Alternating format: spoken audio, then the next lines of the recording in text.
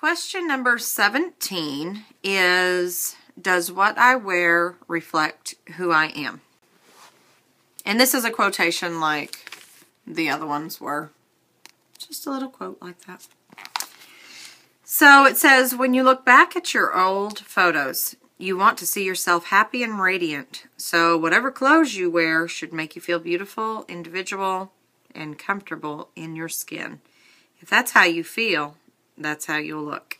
And that's from Adam Glassman. He is the O creative director.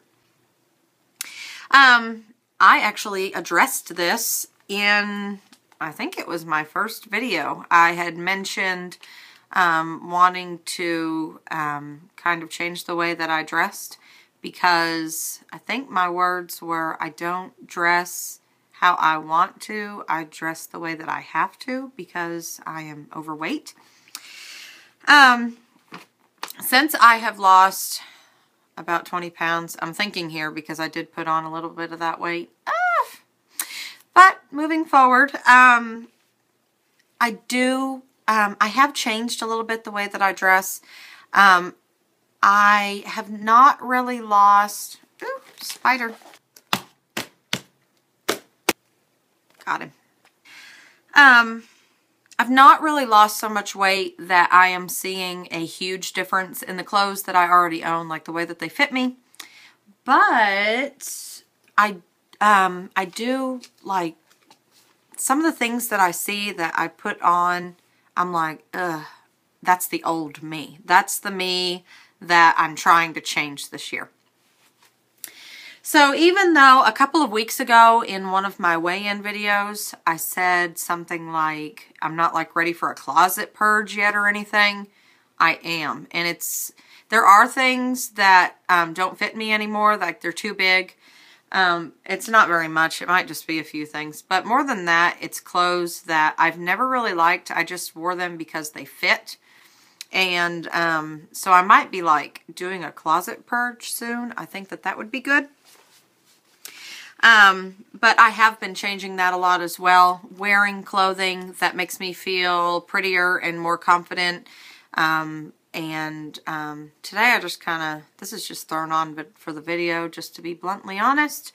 But I am going to be doing that in a video very soon. Besides, everything is starting to overflow because I am finding some new things. I shop a lot at thrift stores, and so I find things that will fit me in the future. And even though I've generally never been the type of person who holds on to something saying, I'm going to fit this one day, so I'm going to keep it, I do know that I will fit into that this year. So this is actually the first time in my life that I'm doing that. I'm holding on to things that are smaller for me, but I know that I'm going to fit them hopefully by the end of this year, if I don't keep messing up like I have the past week. So, do look for that closet purge video soon. And, anyway, so let's get on to question number 18. And this one's going to be a little bit of a challenge to figure out. But the question is, what am I missing out on? It says an entertainment diet is like any other diet. Your tried and true favorites may be comforting, but you'll get more nourishment if you mix things up. Here are a few culture experts. And that's got a star by it. I don't know, it says the experts, whatever that means. Here are a few culture experts offer some of the off-menu suggestions. Okay, so this is a graph. I showed this in another video. It's one of these graphs that go like this, and then you start at the top and you work your way down. Okay, so this one's going to be a little bit fun, I guess, to navigate. So let's get started. Right here at the start point, it says, what do you want to explore? So now you're going to pick books or music. And I'm going to go through both of these. So let's just start with books. Okay, so books. And let me turn around for you here. Okay, so books, and it says, how much do you want to push yourself? So if you say a lot, they suggest for you to read City of Bohane. This gangland noir set in an imaginary Irish city in 2053 is a challenging novel, but well worth the effort. It's an epic tale thick with mind-boggling language, says Obret. Every sentence produces a mild sense of euphoria. That sounds like a book that I would never understand. Okay, so how much do you want to push yourself? Maybe a little.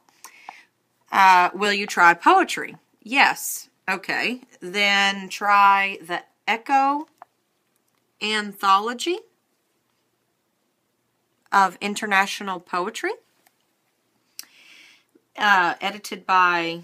I'm not even sure how to say that, so I'm just going to show it to you.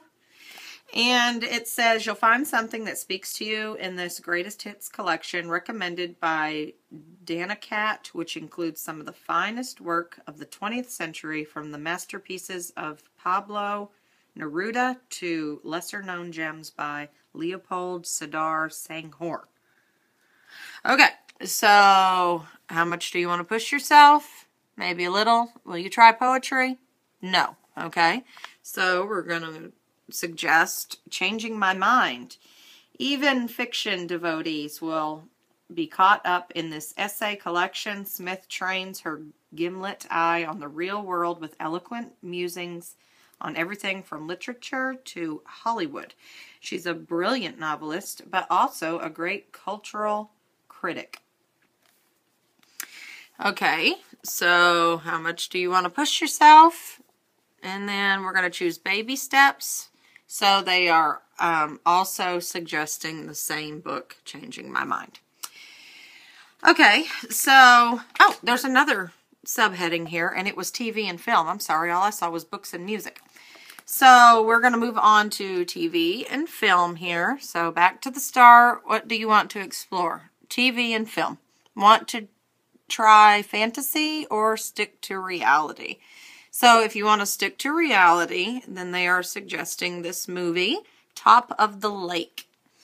On the surface, this 7-part miniseries is a suspenseful whodunit, but in the hands of director Jane Campion, it's also an exploration of matriarchy and metaphysics, says Brownstein. It will resonate with you for a long time. And then want to stick to reality or fantasy. If you choose fantasy, they're asking you, do you want thorny but uplifting or dark and moody? So if you choose thorny and uplifting, they are suggesting this called Beasts of the Southern Wild. Filmed in post-Katrina, Louisiana, this 2012 Sundance darling somehow makes an impending apocalypse seem magical. It's a staggering survival story with incredibly raw performances, says Bell. Cinematically, it's masterful. Okay, so if you chose dark and moody, they are suggesting this called The Children of Men. If you want something brooding, Bell recommends this dystopian flick, which imagines a world after 2 decades of human infertility.